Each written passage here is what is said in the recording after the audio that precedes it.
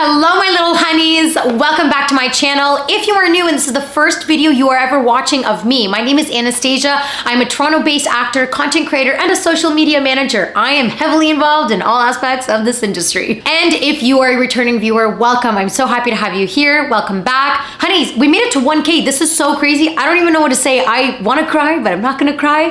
Truly, thank you from the bottom of my heart for this 1K. Let's talk about 2025, the industry, and how we are going to be inserting ourselves into this ever-changing year.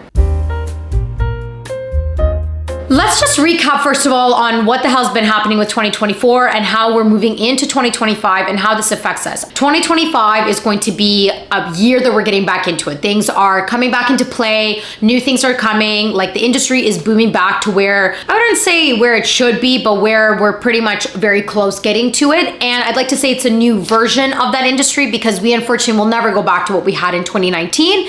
It's a different version of it and we just need to adapt and get ready for what exactly is happening. Now, we had COVID, which did good things for our industry, but also did a lot of bad things for our industry. Right after COVID, we then had our strike that put our industry everywhere, like in LA, Vancouver, Toronto, into a really big, difficult position. And then on top of it, Toronto had its own separate strike with the commercials, with union commercials specifically, and that went on for a really long time. There has been so much going on that I think a lot of artists and a lot of people that are in this industry have started to feel like, what's happening with Toronto? Like, is there even a point of being in this industry? Is there a point of being a part of it? I totally understand and feel what you're all feeling and getting at because I've had the exact same questions for myself. Also, being a content creator and a YouTuber that talks about this industry, I was like, oh my God, what do I do? I based out my entire business on this and now this industry is not even going anywhere. 2024, beginning of the year, like January, February, March, there was like nothing happening. And then I'd say the second half of the year was much better. I was auditioning a lot in September, October, November. In December, I finished the year being on hold for a part in a TV show. So for me personally, it was booming a lot more. And that was great because a lot of the productions that we're filming at the end of 2024 have trickled into filming into this year as well. So the momentum still does continue. So I'm gonna chat about a few things that I have researched, I've heard, I've listened to, I've reported myself, I've like gone into getting the information myself that I've seen that are happening for 2025 and what you can do for yourself of putting yourself in there for 2025 and getting your acting career started or even skyrocketing more than it did in the last few years. This year, the city has experienced a record in expansion in its screen production industry. So by 2025, studio space in the Toronto region is projected to increase by a whole 63%. That is a lot. That is more than half, which is insane, which is really great. And that's exactly what we want to hear. To be exact, that is 5.3 million square feet. These are facts that I found online. I kid you not. This means production companies are coming in and buying space or creating space to make their spot here as a hub, as a one pit stop to do the filming, which means more filming are going to be coming through Toronto in order to film because they have an actual studio to do it. Not only that, this puts us into a competition with LA and Vancouver because we're not known for great weather. Like, let's be real here. Like, look what's going on outside right now. It is 6 months of winter here in Toronto, and that makes it really hard sometimes to film all the time and all year around. So when you have so many studios that are going to be coming in and building their space, this allows us to have that indoor-outdoor space and be able to film all year round without any issues. So this is huge for us. So I'm really excited about the amount of expansion that's happening in the city. On top of it, the Toronto International Film Festival, if you are watching this video for the first time and you're a new actor or you're a newcomer to Canada, please get yourself involved and familiarized what is TIFF. It's called Toronto International Film Festival. It is on the same level as like Venice Film Festival, Cannes Film Festival, Sundance Film Festival. It produces some of the best work. It produces some great talent. And if your movie gets in there and if you can get yourself inserted in there from the back of house or the front of house, whatever, this is very important. So please familiarize yourself with it and get to know the industry and the festival that revolves around it. TIFF was talking about back in 2024 that they need to start adapting to industry changes, specifically on the rise of streaming services, which is really huge. So they announced that in 2024, they had plans to launch an official content market by in 2026. This helps them strengthen their role for like screen-based projects, which is really important because streaming services are really taking over everything right now. So it's highly important that they are getting involved in it, and they are. Don't quote me on this, but if they're starting to create this in 2025. By 2026, we're gonna have this Content Hub market going. There could even be jobs being created in TIFF to be a part of this change, to be a part of this project. So if you're looking to be in the digital media side of this, to be more behind the scenes rather in front of the scenes, keep your eyes open for TIFF and see what jobs are coming through, because there will be a lot of jobs coming if they're building such a massive change within the festival. Theater. Quick chat about theater. So I'm based in theater. I grew up on theater. I did a 4-year conservatory. It was called Ryerson at the time. Now the university is called Toronto Metropolitan University. If theater existed the way it did in 2018, 17, 16, 15, when I was in theater school, I would 1000% be doing theater as well. But unfortunately, theater is nowhere near where it was when I was doing theater school. So I kind of fell off the bandwagon. But it seems that theater is slowly making its comeback, which I'm really excited about, because I find that Toronto theater was, honestly, not to say I think it was one of the best. My personal opinion, some people like to say otherwise, but I'd like to say it's not where it was. I've been hearing some interesting things. One of them that I do want to talk about is the Fringe Festival that happens. It will be relocating to Soulpepper Theater in 2025, which is amazing because Soulpepper Theater is so huge. It is such a big theater here in Toronto. It produces amazing, great work. Get yourself involved in Fringe this year. This could be your way to kind of step into Soulpepper. Not sure how the connection is going to work, but you never know. It's good for you to kind of put your foot in there. So a lot of stuff, as I said, has started filming from last year and moved into this year. A lot of things have been green lit, meaning that they are new productions that are coming to film here, or they've already had a couple of seasons and they've been green lit to do another season. This is amazing. I'm gonna give you just a small list. This is not even the whole list of what has been greenlit to be filming here in Toronto. This is just a couple of projects that are big, that are good, that you wanna kind of put your eye on, maybe keep a lookout on it. I'd like to talk about this. This could be a separate video. If you have an agent that you feel is not doing the work for you and you're kind of like, I don't feel like you're submitting me for it, find what is filming in Toronto and take a look at who they're casting and what is going on, like what kind of project it is, and put yourself in there by telling your agent, hey, I saw that ABC is filming and I want to be on that show ABC. Can you get me into the room for it? This also shows to your agent kind of being like, hey, hello, don't forget about me. I'm here. This is really important. I want to be a part of this project. And that kind of puts yourself on the radar.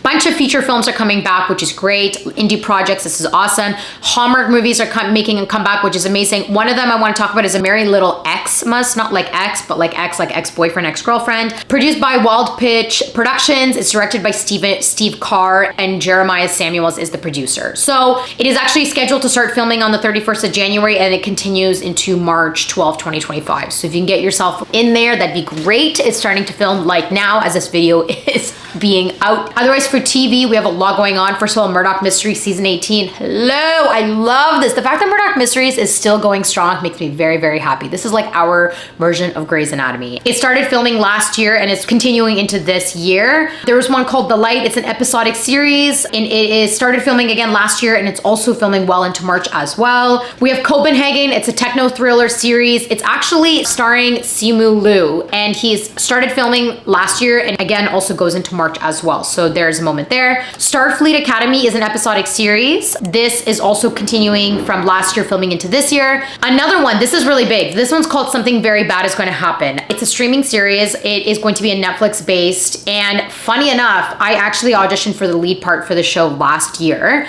Wild. When I got this, I was like, okay, we're playing with the big boys now. We're in the room. We got it. This is what I'm looking for. Like, hello. The audition was intense. I had to do 3 massive scenes, like huge. I think I did some of my best work. Did I feel like I was gonna get it? No, but I was just as happy to even be in the room. The fact that I got in the room to be shown and seen for this, it's an American production. I was like, bless, I'll take it. That has been greenlit. It's a new complete show coming in, and it's supposed to start actually now in January, and it's filming way into halfway through the year. So there's a lot that they're going to be needing for that. So if you can get yourself on that as well, that's Perfection. Law and Order. Yay, Law and Order Toronto. Law and Order's filming season 3, which is really awesome. There's Dutch and Knuckles that is greenlit for season 1. There's also a TV series called Frame. There's a lot going on in filming, and this is just like, what, 10 projects that I named. This is not even the rest of them. So we've really increased in what is going on in our filming. So when people are like, nothing's happening in Toronto, I'm like, you got to do the research and you got to see what's going on. We've had American productions that are coming in here to film. So this is really, really important that we stay up to date, which is why I'm here for. I'm giving you the up to date. Guys, 2025 is really going to be a great year. I'm not saying that to hype things up. I'm an actor myself, so this highly affects me as well. And I want to always be honest. And I feel that I always have been honest on my channel, where I was being like, 2024, I don't really know if anything's going to happen. I was like, maybe focus on something else. Like, go do something else if you want, because you're not going to be missing anything. 2025, like, we're coming back. We're making a comeback. So I have a little bit of advice of what we can do in terms of bringing ourselves back into 2025. If you want to take advantage of the industry boom. The way our industry was in 2019, it was hard for you to have a full-time job, like a Monday to Friday, 9 to 5 in-office job. All of our auditioning was done in person like 95% of the time. So it was hard for people to leave from the office, do the audition, and then come back to the office. That's why the iconic Starving Artist was that you do your auditions by day and by night you're working till 3 a.m. as a server, which is the life that I lived pretty much my whole entire life. Now, everything has significantly changed to being online only. So you're either doing Zoom auditions or you're doing self-tapes, which allows people to have a full-time career in something else and be able to do still the acting on the side. So if you want to have a full-time career in something, you will be able to do it. And if you wanted to have a full-time career, for example, in the industry as in a production side of things, because of the expansion, so many job opportunities are going to be coming through with that. So keep your eye open on where it's all happening, and maybe you can be able to apply as well. You want to strengthen your online presence. Honeys, this is so important. Get into your social media, into your branding, because the reality is, I hate saying this, but casting directors do check online presence and casting directors do look at social media. It's so stupid, and I hate it myself because I don't think it's fair necessarily, but it's just important to have some sort of social media presence. Now, I'm not saying that you have to have 1 million followers, but I think it's important for you to have some sort of social media branding on there, because you are the walking advertising of yourself. Now, self-tape. Make sure that you are a master of self-tapes. Guys, all of my auditions are self-tapes. I am not kidding. Like 99% of my auditions are self-tapes. If you do not know how to do a self-tape, this is your time to learn how to do a self-tape. And I mean, like, what does the word self-tape means? Do you film vertically? Do you film horizontally? You are not looking into the camera when you're filming. Like, these are very important things. So get yourself into a class that teaches about self-tapes. I can also actually do a video myself on how to do a self-tape. So I will kind of break it down for you, but it is important that you learn what a self-tape is, because most of our auditions are going to be coming from that. You want to expand your skills. I know this sounds kind of corny. Like, I'm not saying be a triple threat, like go take singing classes and dance classes and everything, but voice work is very huge right now, especially voice dubbing. There's a lot of international shows. They are asking for American and Canadian actors to do voice dubbing for those parts. And I get auditions for those, and they're very big, they're very in. So if you can get yourself familiarized with voice work and voice dubbing and how to do that, get yourself proper equipment. You don't have to spend a fortune. You can go on Amazon, buy yourself a microphone, make sure that you are in a space that doesn't have outside sound coming in.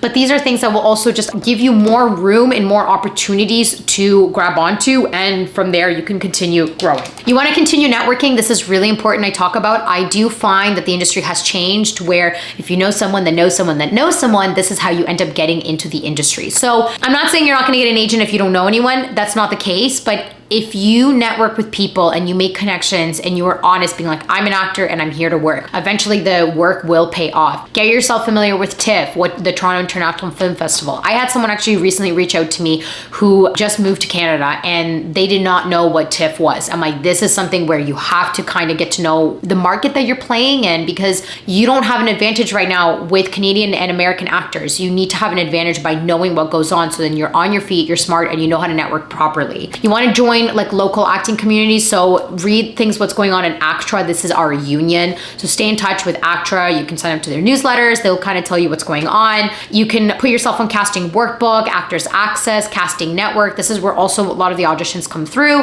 If you are in an acting class, create yourself a community in this acting class. I've had actually someone was in an acting class and she wrote an episodic and she asked me to be a part of it. And she's now in the works of working it through, and she would love for me to be a part of it. Never in a million years did I think that me doing a scene with her a couple of times would land me where I am with her now. No, these little things do happen. So if you continue to promote yourself in a community, it will pay off and it will continue more.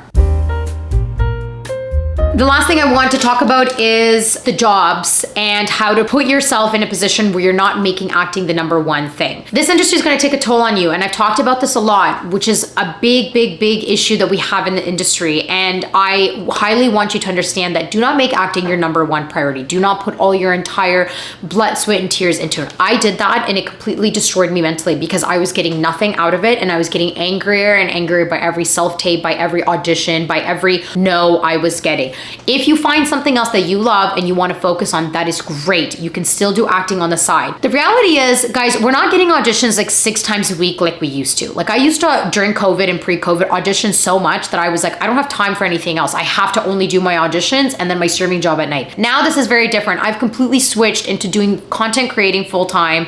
I do my social media managing for other accounts as well. That's my side hustle. So like I'm doing things that will help me continue more, that I'm not just putting all my eggs in a basket into acting. And the social media allows me to kind of familiarize myself with what else is going on in the industry, and then I kind of bring the information to myself and then I bring it all to you here.